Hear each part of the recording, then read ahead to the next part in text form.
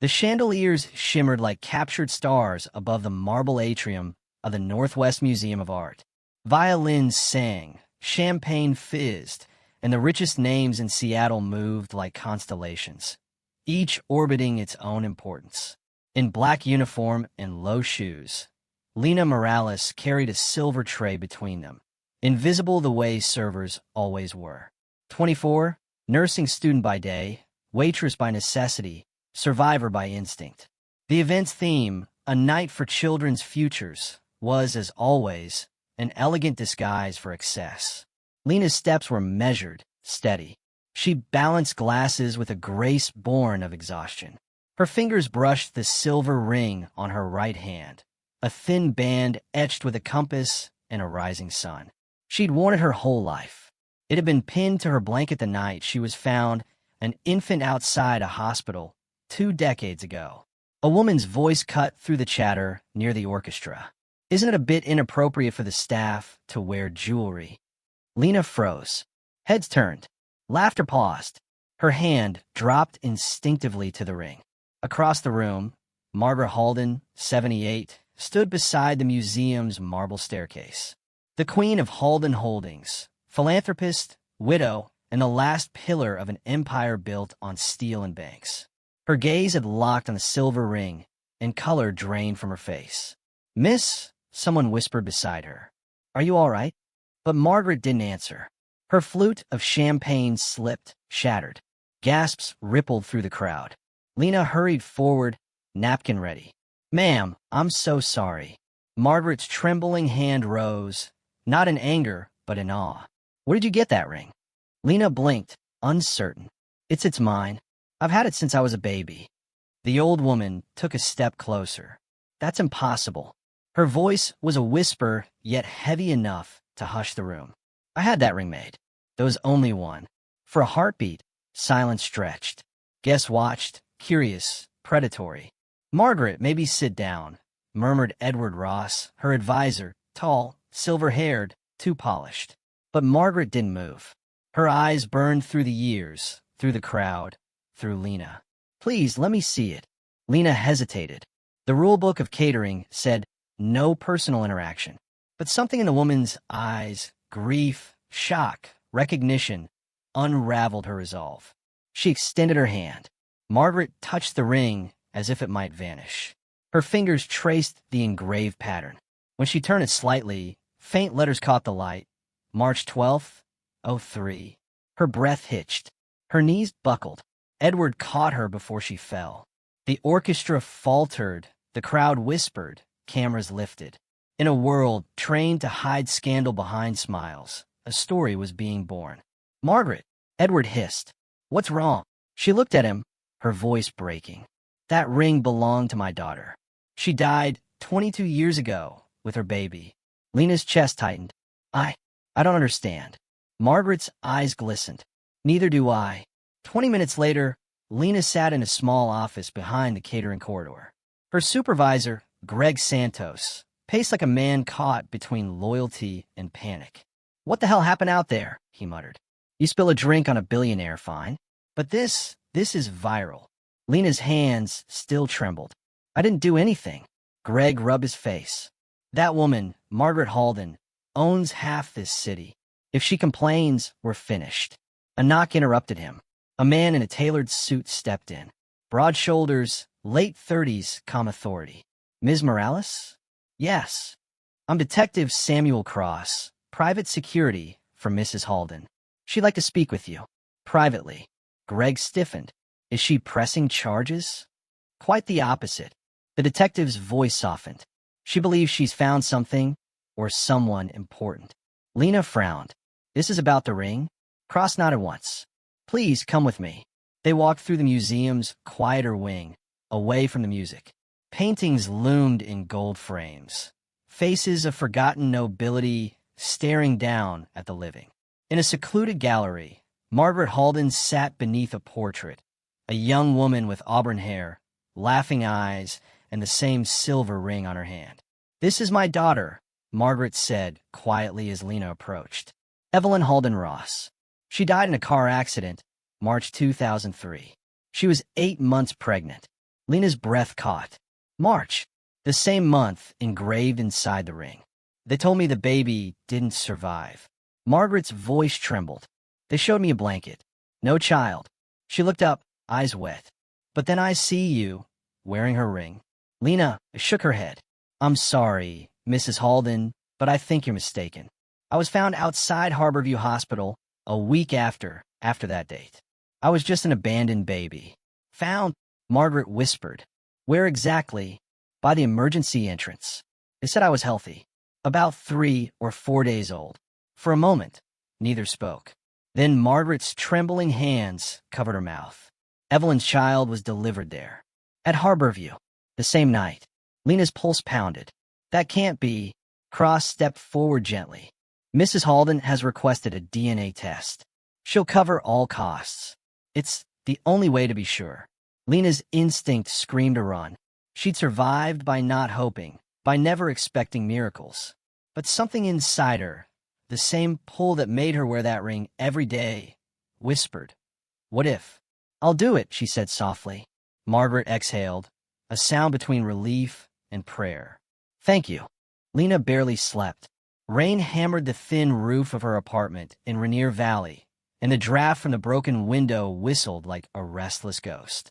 The clock blinked 3:27 a.m. when she gave up trying to rest. She pushed aside a pile of nursing textbooks and reached for the worn manila folder tucked beneath them, her life file, as the social workers called it. Birth certificate, female infant Morales. No parents listed. Date found, March 18th, 2003. Location, Harborview Medical Center, Seattle. Attached was a small photograph of the ring, taken during intake. Beneath it, a handwritten note from her foster mother. They said this was with you. Keep it safe, sweetheart. Mrs. Carter. Mrs. Judith Carter had been the only person who felt like family. A nurse, single, with a laugh that filled small rooms. Cancer took her when Lena was 16. Since then, the ring was all Lena had left of any connection to a before she couldn't remember. She turned it in her fingers now, tracing the engraved compass points. North, east, south, west. Beneath them, the tiny etching of March 12th, 03, the day Evelyn Halden died. Could coincidences really run that deep? A soft knock interrupted her spiral of thoughts. "Girl, you're still awake?" Tessa Nguyen leaned on the doorway, holding 2 mugs of instant coffee. Vietnamese-American, quick-witted, Lena's roommate and best friend since nursing school. Lena smiled weakly. "Couldn't sleep. You're thinking about the old lady from the gala, aren't you? She said her daughter had my ring. Seattle's full of jewelers, Lena. Could be a copy. She said it was custom-made in Florence." Tessa's brow furrowed. "Okay, that's less likely." She handed over the mug. "So what's your plan?" "DNA test. Tomorrow morning. Private lab. She's paying. Rich people do everything fast." Lena stared into her coffee. "What if she's right, Tess? What if I'm—" Tessa cut her off gently. "Don't fall into that hole. You build a life on your own. Don't let a fantasy mess it up. I'm not chasing money. I just want to know where I came from." Tessa sighed. "Then you deserve that." They sat in silence as the rain softened. The city outside still glowed, alive, uncaring. But for the first time in years, Lena felt something she'd long learned to distrust: hope. By late morning, she was in the glass and steel lobby of GenPath Diagnostics, clutching a clipboard. The receptionist took her ID, the consent form, and swabbed her cheek with practiced indifference. "It'll take about 24 hours, the woman said. "Results will go directly to Mrs. Halden's legal representative." Lena nodded. Her stomach churned. As she stepped outside, she spotted Detective Samuel Cross leaning on a dark SUV. He wore the same expression as last night, professional but kind. "Mrs. Halden asked me to drive you home," he said. "She's worried about reporters." Reporters? Word leaked about the incident at the gala. Some tabloids are calling it the ring mystery. "You might want to stay off social media." Lena exhaled sharply. "I didn't ask for any of this." "I know." Cross opened the car door. "But sometimes the past doesn't ask permission to find us." At that same hour, across the city, Margaret Halden sat in her study, surrounded by files she had kept locked for 22 years. Dust motes floated through sunlight as she opened a box marked E. Halden Ross, 2003. The first photo inside showed Evelyn at 25, vibrant, auburn hair catching the sun, one hand resting on her rounded belly. Margaret touched the image as if to feel warmth through the paper.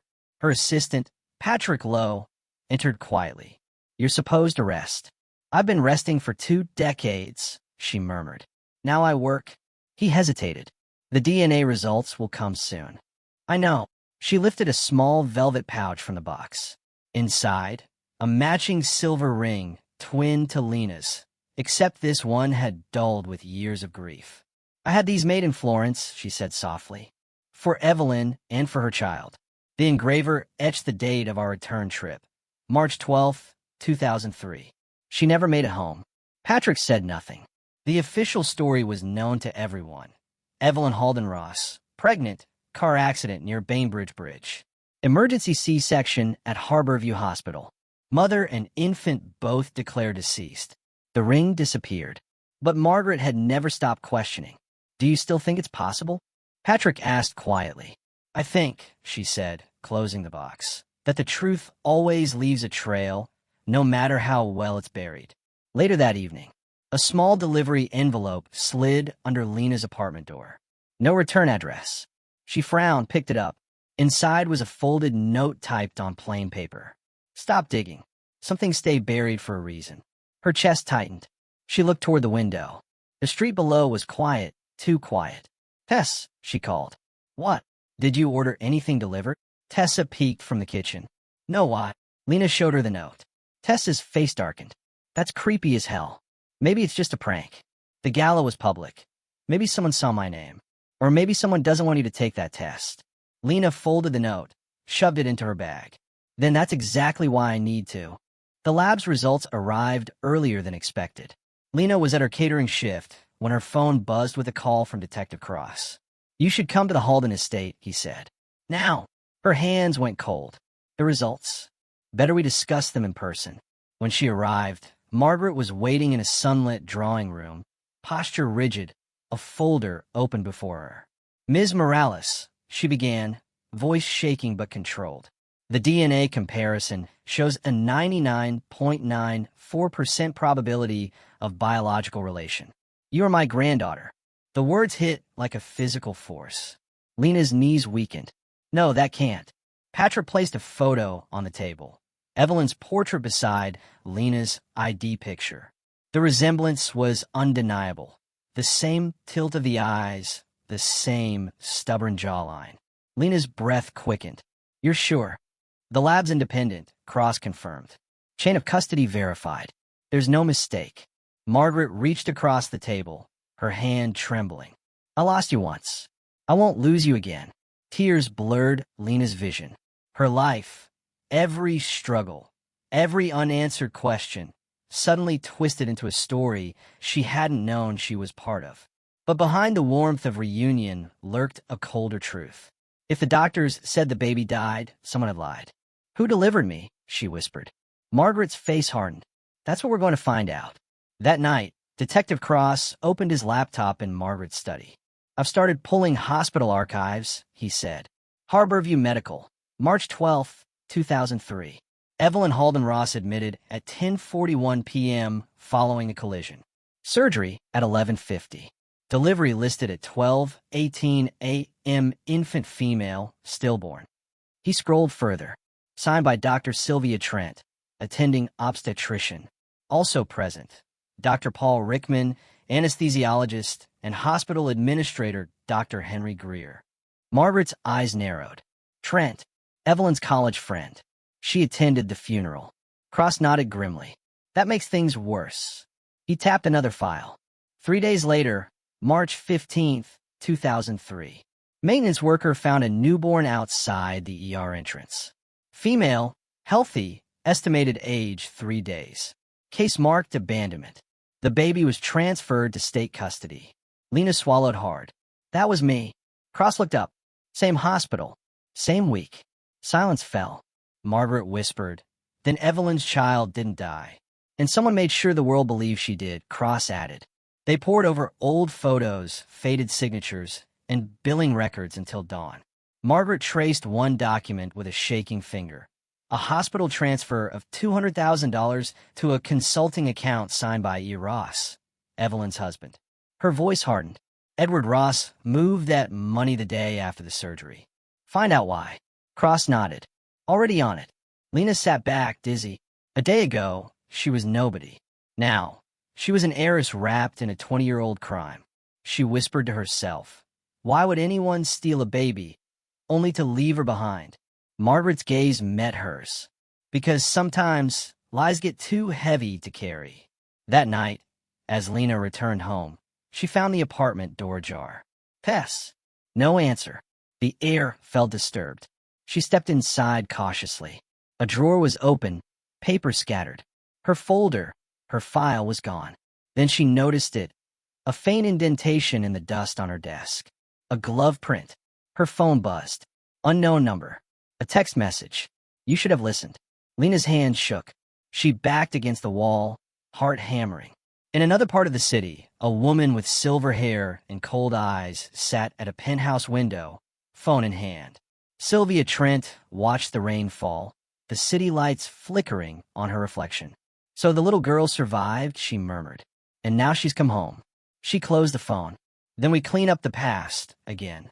Detective Samuel Cross watched the rain streak down the windshield as he parked outside a gated compound in Bellevue. The address belonged to Dr. Sylvia Trent, the same obstetrician who had signed Evelyn Halden Ross's stillbirth certificate 22 years earlier. Margaret Halden and Lena waited in the back seat, tension hanging between them like static. Are you sure about this? Lena asked quietly. Margaret's gaze stayed fixed ahead. She lied once. Let's see if she can lie again to my face. Cross stepped out first, flashed his badge, and pressed the intercom. Within minutes, a tall woman in her 40s opened the door. Sylvia Trent looked like the kind of person who controlled every variable in her world. Perfect hair, expensive silk blouse, and an expression that never showed surprise. Detective Cross. Mrs. Halden. Her tone carried politeness that felt like armor. I wasn't expecting a visit. You were Evelyn Halden Ross's physician, Margaret said, walking past her into the living room before she could object. And you signed my granddaughter's death certificate.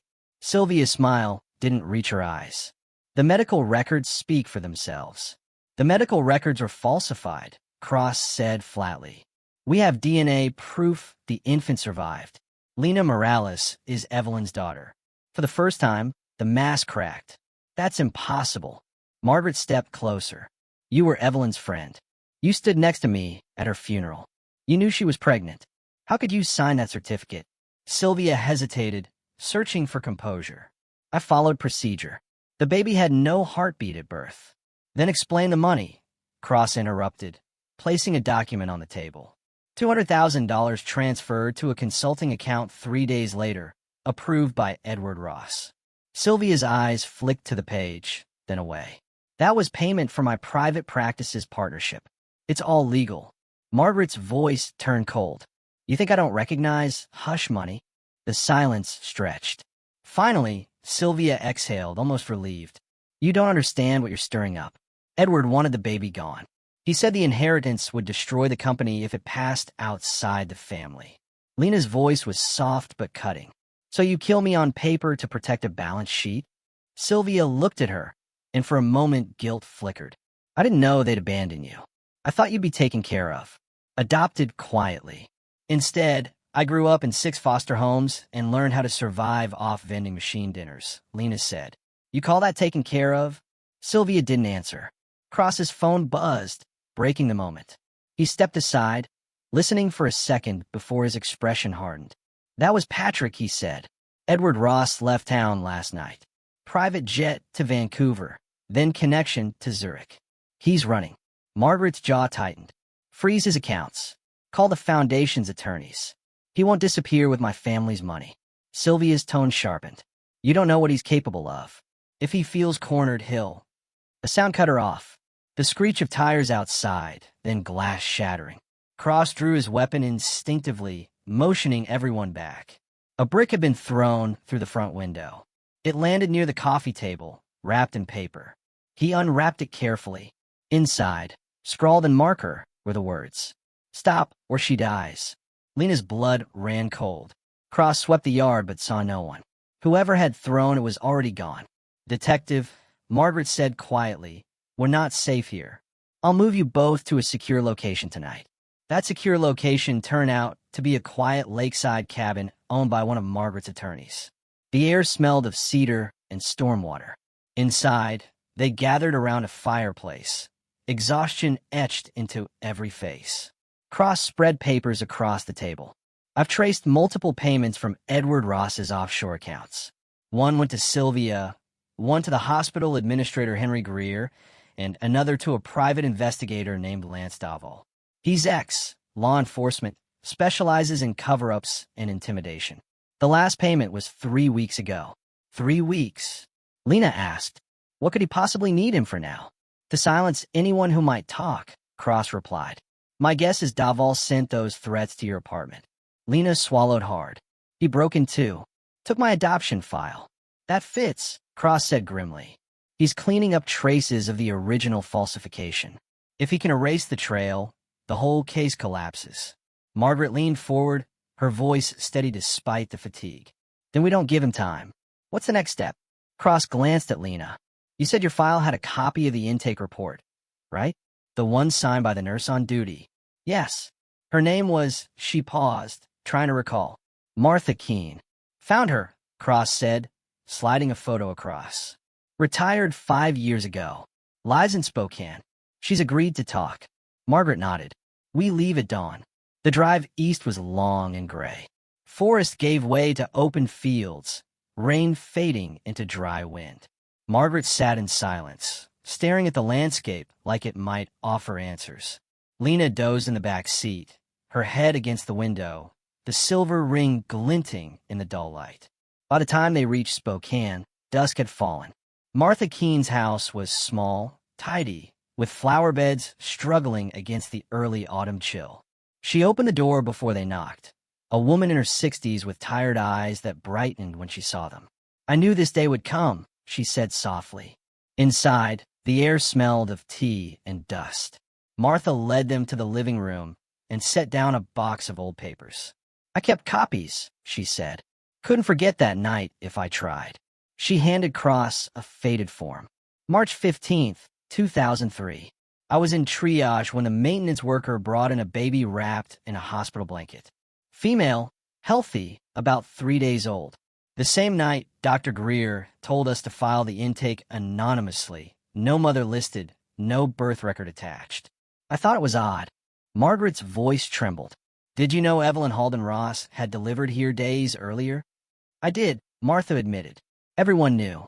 It was a mess. Media, security, lawyers. They said the baby was stillborn, but no one saw the body. Then, 3 days later, a healthy newborn shows up at the door. I want to speak up, but Dr. Greer called me into his office. Told me to forget it if I valued my job." Cross asked, "Did he threaten you?" Martha hesitated, then nodded. "A few days later, someone sent me photos of my grandson's school. Said accidents happen. So I kept quiet. But I made copies of everything." She pushed another document forward, a staff access log from the maternity ward that night. The name near the delivery room stood out. Edward Ross, time-stamped at 12:40 a.m., 20 minutes after the reported stillbirth. Margaret closed her eyes. He was there. Lena felt anger rise like fire under her ribs. "He watched my mother die and then stole me." Cross took a deep breath. This is enough for a warrant. But before they could respond, headlights swept across the window, 2 vehicles pulling into the driveway. Martha's face went pale. "I didn't tell anyone you were coming." Cross moved fast. "Get down." The first shot shattered the porch light. Lena hit the floor, pulling Margaret with her. Cross fired back once, aiming for the tires. Glass exploded. The attacker's car veered off, tires squealing into the night. When silence finally settled, Cross radioed for backup. "They're escalating," he said grimly. "Ross knows we're close." Margaret looked at Lena, eyes fierce despite the terror. "He's not just covering up a crime anymore. He's protecting an empire built on lies." Back in Seattle, Edward Ross watched the news on a muted television in his penthouse office. A bottle of whiskey sat half-empty beside him. The ticker on the screen read, "Halden family mystery deepens. New evidence of baby switch alleged." He turned to the woman standing by the window. "Sylvia Trent, this is getting out of hand," he said. "You were supposed to handle it." "I told you to disappear the records, not the witnesses," she replied sharply. "Now the police have a trail." Ross slammed his fist on the desk. "I built this company from the ashes after Evelyn died. I won't let some orphan ruin it." "She's not an orphan," Sylvia said quietly. "She's Evelyn's daughter." Ross's eyes hardened. "Then she's a threat." Sylvia hesitated. "Edward, stop this. It's over. The truth will come out." He stepped closer, voice low and dangerous. "Then make sure you're not standing in its way." 2 days later, Cross received a call that changed everything. The FBI had intercepted a financial transfer from one of Ross's offshore accounts. $500,000 wired to a shell company under Sylvia Trent's name. When confronted, Sylvia broke. She confessed everything. Edward had arranged the falsified certificate. Greer had coordinated the paperwork, and she had been paid to sign off and ensure the stillbirth stayed quiet. 3 days later, Ross ordered the infant abandoned when the private adoption fell through. He said the baby would ruin him. Sylvia whispered through tears during interrogation. He couldn't risk the board finding out Evelyn had planned to give her child half her inheritance in a trust separate from him. Cross stared at her. So he buried his own child's legacy and nearly killed his granddaughter's chance at life. By the time he left the precinct, reporters already swarmed the city courthouse. Margaret's legal team filed charges. Warrants were issued, but Edward Ross was gone. The jet had departed Zurich the night before, destination unknown. Margaret stood by her office window when Cross brought the news. Rain blurred the skyline. Lena stood beside her, silent, the silver ring glinting on her finger. "He'll surface," Cross said. "Men like him always think they're untouchable. That arrogance is what brings them down." Margaret nodded slowly. "Then we'll be ready." Lena looked at the horizon. For 24 years, she had lived without a name. Now, she had one, and enemies who wanted to erase it again. But this time, she wasn't alone. The rain finally stopped the morning Edward Ross returned to the United States. The air in Seattle carried that heavy quiet that comes before a storm no one can escape. News cameras were already waiting at the airport when federal agents escorted him through customs, wrists in cuffs, face pale under the flashes. By noon, the headlines had taken over every network. Halden heir arrested in baby fraud and attempted murder conspiracy. Inside the Halden estate, the atmosphere was thick with disbelief and exhaustion. Margaret sat at the long oak table, a cup of untouched tea beside her. Lena watched the broadcast from across the room, unable to decide whether to feel vindicated or hollow. Cross entered with a folder under his arm. "It's official. Ross is in custody. The Department of Justice is charging him with conspiracy, falsifying medical records, obstruction, and attempted homicide. Sylvia Trent has already testified under immunity." Margaret's voice was calm, but carried a blade beneath it. "He'll deny everything. He always does." Cross nodded. "That's why we'll make sure he doesn't get the chance." The trial began 3 weeks later. The courtroom was packed from wall to wall. Journalists, socialites, curious citizens who had followed the scandal since the gala. Lena sat beside Margaret at the plaintiff's table, her palms pressed together to stop the shaking. The defense attorney, sleek and emotionless, painted Ross as a grieving widower who had made mistakes but never crimes. The prosecution countered with documents, transfers, hospital logs, and Sylvia Trent's testimony.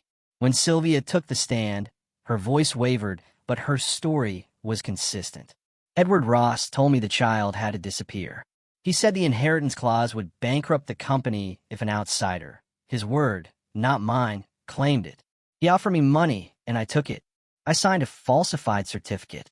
3 days later, he ordered the infant removed from the hospital and abandoned." Gasps filled the courtroom. Edward stared straight ahead, expression carved in stone. The prosecutor asked, "Dr. Trent, why come forward now?"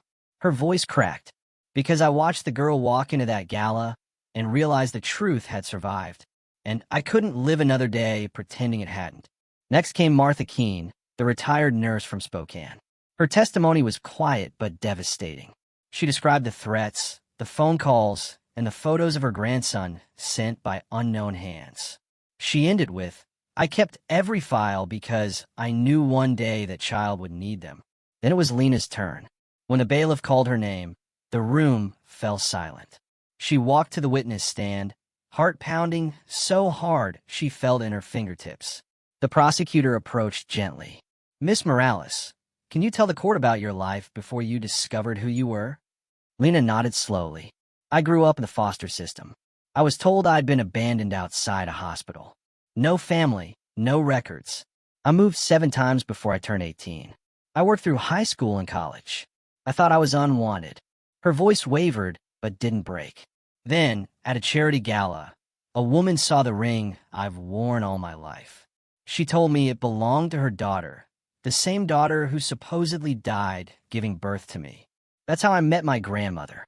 The prosecutor let the silence breathe before asking, "How has this truth affected you?" Lena's eyes found Edward Ross. It destroyed the story I believed about myself, but also proved I mattered, that someone wanted me. He stole 22 years of my life to protect his money. I can never get those back. The courtroom was so still that even the reporters stopped typing. When the defense attorney tried to shake her on cross-examination, she didn't flinch. "You're inheriting billions," he said. "How can you call yourself a victim?" "Because money doesn't fix being thrown away," Lena answered. "It doesn't erase what they did." The final witness was Detective Cross. He laid out the investigation in meticulous detail. The bank transfers, the falsified hospital entries, the murder of the hired enforcer Lance Davall. The prosecutor asked, "Detective, in your professional opinion, what was Edward Ross's motive?" Cross didn't hesitate. Control. Every decision he made, from faking the stillbirth to silencing witnesses, was to maintain control over the Halden fortune and the company's legacy. He thought the truth could be buried. He was wrong. When it was time for Edward Ross to speak, the defense advised against it. But arrogance had carried him this far. It wasn't about to stop. He stood, composed as ever. "I loved Evelyn," he said, facing the jury. "Losing her broke me. I made choices, terrible choices, but I never intended harm. I believed the child was stillborn. Anything that happened after was beyond my control." The prosecutor walked to the table and held up a printed record. "Then explain why you authorized a $200,000 payment to the hospital administrator the morning after her death." Ross's composure faltered. "That was a business matter. And this, another document. A second payment to Dr. Trent's account labeled consulting. And this, $500,000 to a shell company owned by Lance Davall, the man who tried to kill Ms. Morales. Still business." Ross opened his mouth, but no words came. The prosecutor leaned in, voice low. "You didn't just steal money. You stole a child." The judge banged her gavel for silence as murmurs rippled through the gallery. After 3 days of deliberation, the jury returned. 12 faces, each carrying the weight of a verdict that would echo through history. The foreman stood. "On all counts, conspiracy, falsification of records, obstruction of justice, and attempted homicide, we find the defendant guilty." Gasps again, then the courtroom erupted. Reporters shouted questions, cameras flashed, but all Lena heard was Margaret's quiet breath of relief beside her. The judge's voice cut through the noise. "Edward Ross, this court sentences you to life imprisonment without the possibility of parole." Ross didn't speak. His mask finally broke, not into rage, but emptiness. Guards led him away, and for the first time, Lena felt the world tilt back toward balance.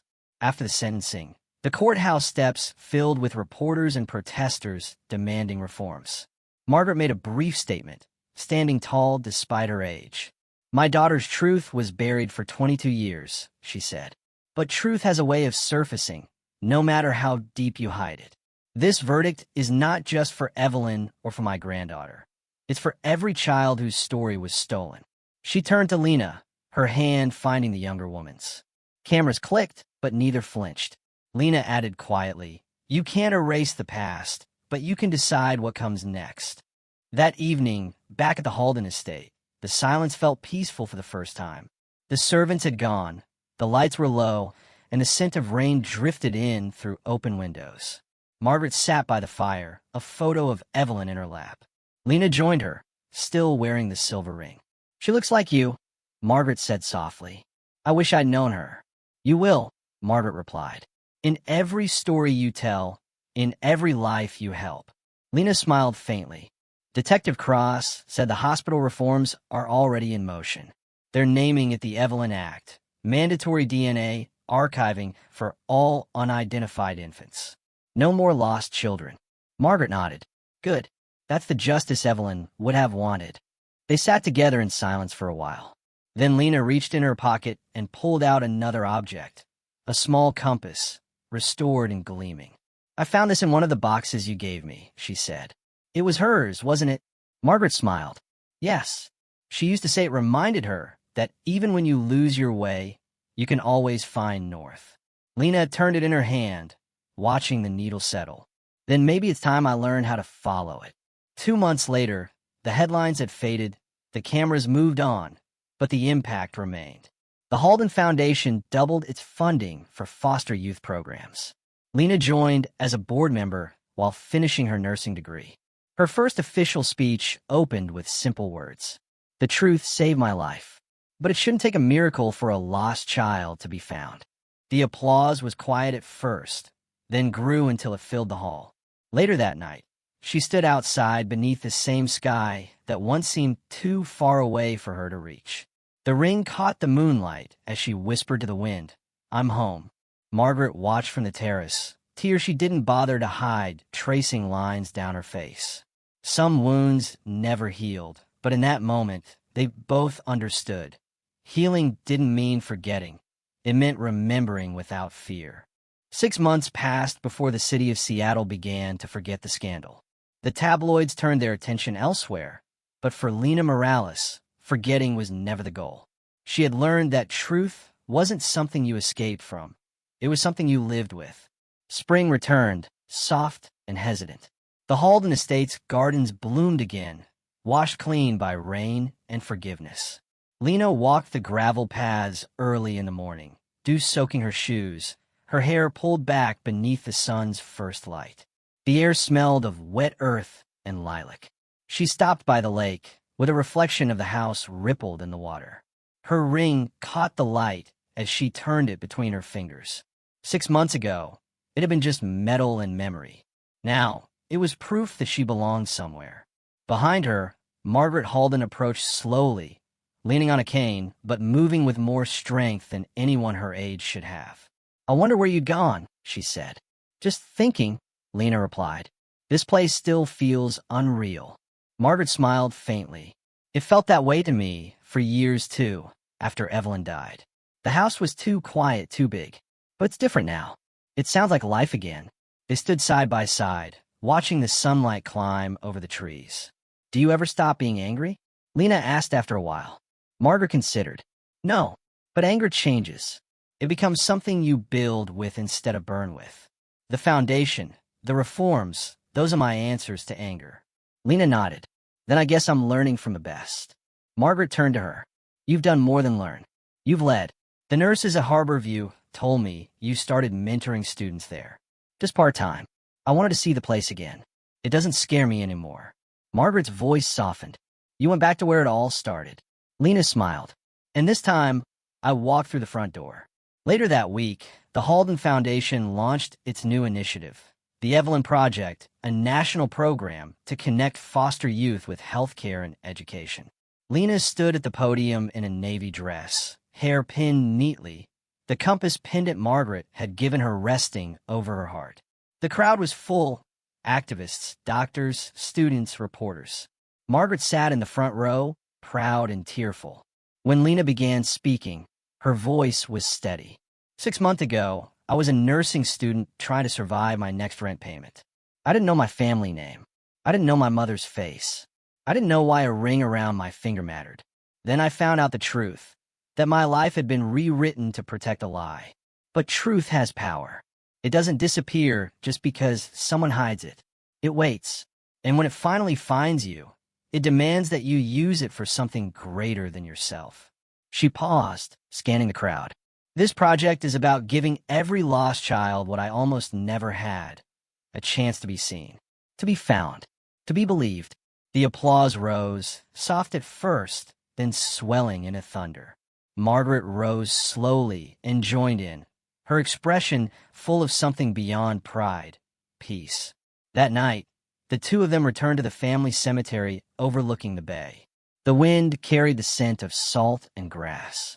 The marble headstone of Evelyn Halden Ross gleamed under the moonlight, freshly cleaned, adorned with white roses.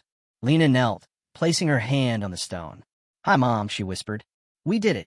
Margaret stood behind her, listening. "I used to come here and talk to her too," she said softly. "But I think tonight she's the one listening to you." Lena smiled faintly. "Sometimes I feel like she's still here, in every choice I make. I think she wanted me to fight for this." "She did," Margaret said. "She just didn't live long enough to see you win." They stayed until the moon rose high, its reflection bright against the water. For once, silence wasn't heavy. It was healing. The next morning, Lena packed a small suitcase. She wasn't leaving for good, just moving into her own apartment near the hospital. Independence mattered to her. Margaret understood, though she tried to hide the sadness beneath her usual composure. "You'll visit," Margaret said as they stood by the car. "Every week. And I'll call every day if you promise not to hover over my shift schedules." Margaret laughed, the sound soft but real. "I make no promises." They embraced tightly. For a moment, Lena could almost feel Evelyn's arms through her grandmother's. When she pulled away, Margaret handed her a small velvet box. Inside was a bracelet engraved with two names, Evelyn and Lena, joined by a compass rose. "I wanted you to have something of your own," Margaret said. A new beginning to match the ring. Lena slipped it on her wrist, the silver cool against her skin. "Thank you. For everything." "You don't owe me thanks," Margaret said. "You owe the world your story." Weeks turned into months, and life took on rhythm again. Lena worked in a neonatal intensive care unit at Harborview Medical Center, the same place she'd entered the world. Each shift was a mix of exhaustion and grace. She held premature infants whose hearts beat fragile but defiant, whispered to them when their parents were too afraid to speak, and felt the pulse of purpose in her hands. Every time she signed a chart or adjusted a monitor, she remembered the nurses who had once been silenced and vowed she never would be. Her colleagues knew her as compassionate but firm. The residents called her the compass, half joking because she always found a way to center them during chaos. She wore her ring and bracelet under her gloves, reminders not of tragedy, but of direction. One late evening, as she was finishing rounds, a young mother clasped her hand. The baby in the incubator was barely 2 pounds, but breathing steadily. "Thank you," the woman whispered. "You saved her." Lena smiled. "No, she saved herself. I just made sure the world noticed." When the woman left, Lena lingered by the nursery window, watching the infants sleep beneath the soft hum of machines. In their fragile lives, she saw her own story, proof that survival wasn't about luck. It was about the will to keep breathing when everything tried to stop you. That weekend, she returned to the estate for dinner. Margaret greeted her with the familiar warmth of someone who had learned to live again. The table was full of light and noise. Patrick, Detective Cross, Tessa, and a few Foundation members. It felt less like an empire and more like a family. Halfway through the evening, Margaret raised her glass. "To Evelyn," she said, "and to the granddaughter who brought her home." Lena clinked her glass gently. "To Truth," she replied, "and to never letting it get lost again." Later, as the guests left and the lights dimmed, Lena stepped out onto the terrace. The city shimmered beyond the hills. She tilted her face toward the stars, breathing in the night air. The compass on her wrist reflected the moonlight. She whispered, "I used to think I was lost, but I was just waiting to be found." Inside, Margaret watched from the window, a small smile softening her features. For the first time in decades, the house felt whole. The forgotten daughter was forgotten no more. 2 years had passed since the verdict, yet echoes of the trial still lingered through the city like ghosts that refused to fade. Every few months, an article revisited the scandal, how a powerful dynasty had buried its own bloodline for profit. But now, the headlines no longer named it a tragedy. They called it a transformation. The Halden Foundation had become a force for change. Under Margaret's leadership and Lena's direction, it evolved from a private trust into a public crusade. The Evelyn Project expanded beyond Seattle, first to Portland, then San Francisco, and finally across the country. Every major hospital now maintained a DNA registry for unidentified infants. Every state required dual certification for neonatal deaths, and medical schools began teaching what they called the Morales Protocol, a set of ethical safeguards inspired by Lena's case. Lena stood before a conference audience in Washington, D.C., presenting data from the program's first national review. Her posture was steady, her voice confident, her name now recognized by people who had never known her face. In 2 years, she said, we've reconnected 312 families. Children who were lost are home again, not because of miracles, but because we stopped accepting silence as normal. The applause filled the hall. When it faded, a young doctor approached her during the recess. You know, he said, your story changed the curriculum at my university. They made us read about your case in ethics class. It was the first time I realized that one decision, just one, can destroy or save a life.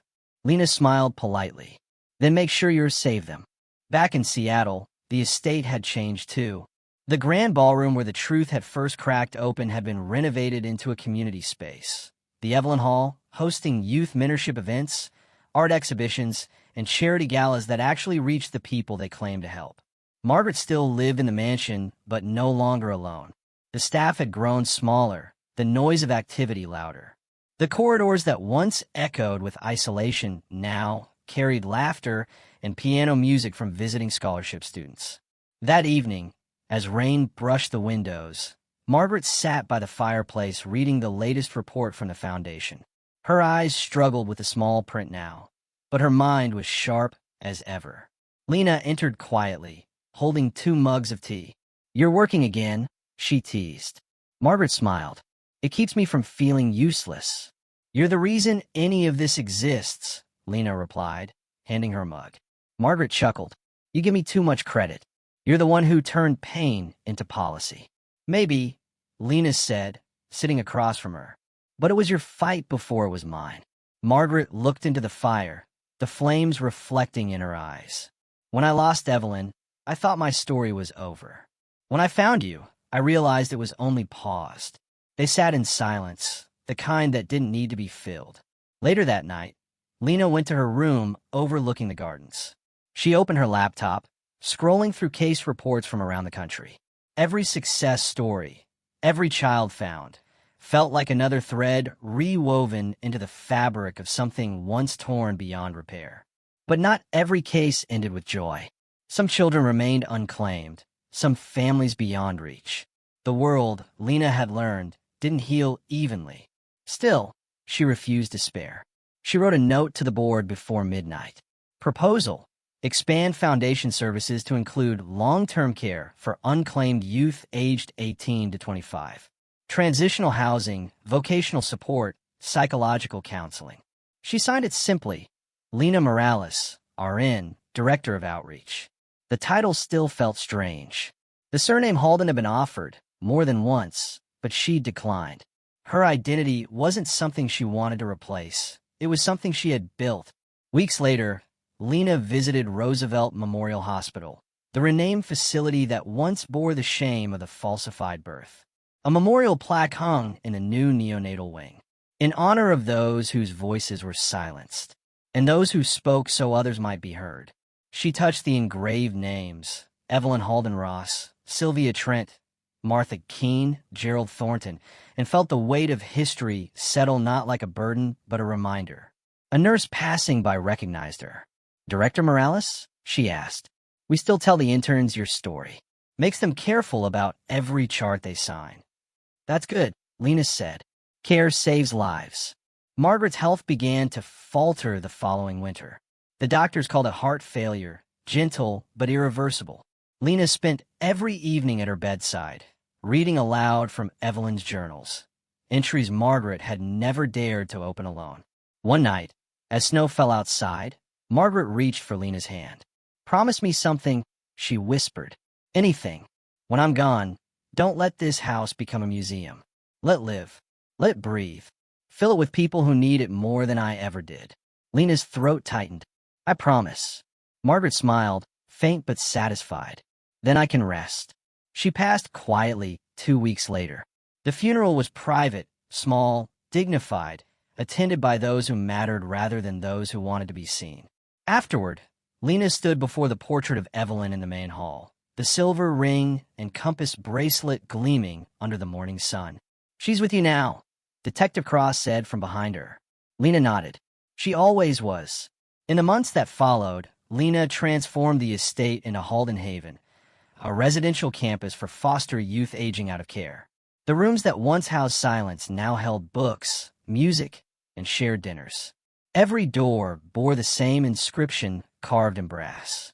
"You were never forgotten. You were just waiting to be found." On the first day of the new program, Lena walked through the hall surrounded by students. They were young, uncertain, the same way she had been. One girl asked, "Is it true you used to live here?" Lena smiled. "No, I used to work here." The girl laughed. "So what changed?" "Everything," Lena said, and she meant it. 5 years later, the world had moved on, but the name Lena Morales still appeared in headlines. Not as a survivor, not as a victim, but as a reformer. The morning sun spilled across the new Halden Haven campus, built on the grounds of what once was the old estate. The mansion remained at its heart, its grand facade softened by gardens and laughter.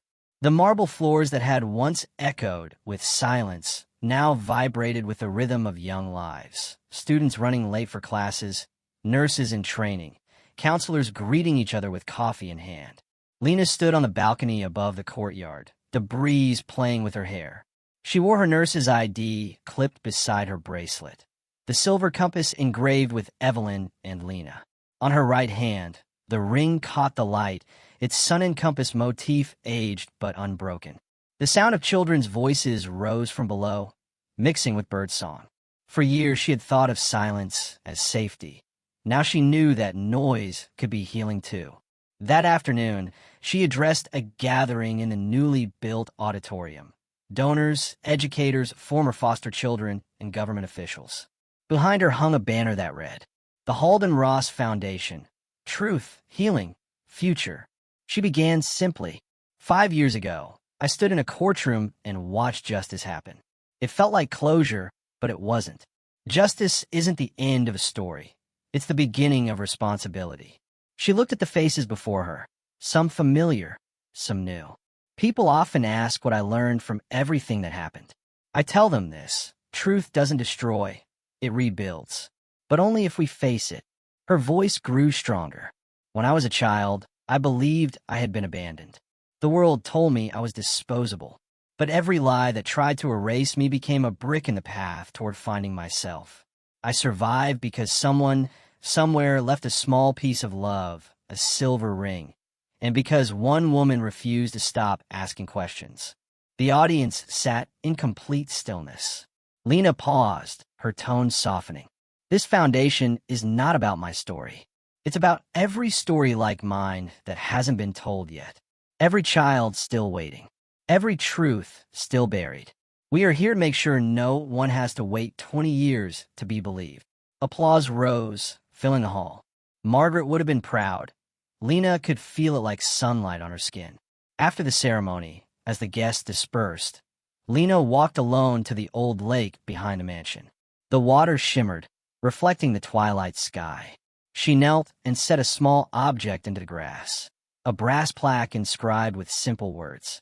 For Evelyn. For Margaret. For every child who was told they didn't matter. Truth find its way home. She sat there for a while, watching the light fade. The world had become quieter in her heart, not empty, but at peace. A gentle voice interrupted her thoughts. You always come here at sunset. She turned. It was Tessa Rodriguez, her best friend, and now a senior nurse at the Foundation's medical center. Lena smiled. Old habits. Tessa sat beside her, You ever wonder how different life could have been if no one found the ring, if the gala never happened? Sometimes, Lena admitted. But then I think maybe truth was always going to find a way. Maybe it just needed time. Tessa nodded, looking out over the lake. Margaret would say it was fate. Lena shook her head lightly. I think it was love. They stayed in silence as the sun sank lower, the sky streaked with amber and rose. Later that night, Lena returned to her office overlooking the campus courtyard. The lights below were dimming. Students were heading to their dorms. She opened a letter on her desk, handwritten and signed, no return address. Dear Ms. Morales, I read your story in class. I'm 17 in foster care, and I've never met my parents. But your words made me believe that maybe there's something more for me too. That I'm not broken. That I'm not nothing. Thank you. A kid who's still waiting to be found. Lena read it twice, then 3 times. She placed it inside a folder labeled Letters from the Future, a file she'd started for messages like this, reminders that every scar can become a seed. She whispered to the empty room, "You're not waiting anymore." The rain began outside, soft and steady. She turned off the desk lamp and stepped to the window. The reflection of the foundation building shimmered across the wet glass, an image of hope built on grief. She touched her bracelet, the compass warm against her wrist, and felt the faint hum of the world aligning again. Maybe healing isn't about going back to who you were. Maybe it's about becoming who you were always meant to be. Her mother's words, written once in a long-forgotten journal, echoed in her mind. Lena smiled, breathed in the night air, and whispered into the dark. "Mom, we're finally home." The sky answered in silence, steady, infinite, forgiving. 10 years later, the world had changed again. The skyline of Seattle was brighter, busier, but somewhere beyond the glass towers stood the old lake where the Halden estate once rested. Now part of the Haldenhaven Institute, a campus alive with the sound of youth and new beginnings. A bronze statue stood near the entrance garden. It wasn't of Margaret, or even of Evelyn. It was of a woman kneeling beside a child, offering a compass to her open palm. The inscription read, "For every lost soul who learns to find their own north." Lena Morales, founder. Lena walked through the courtyard, her hair now streaked with silver, but her eyes steady, calm. She no longer wore a nurse's badge.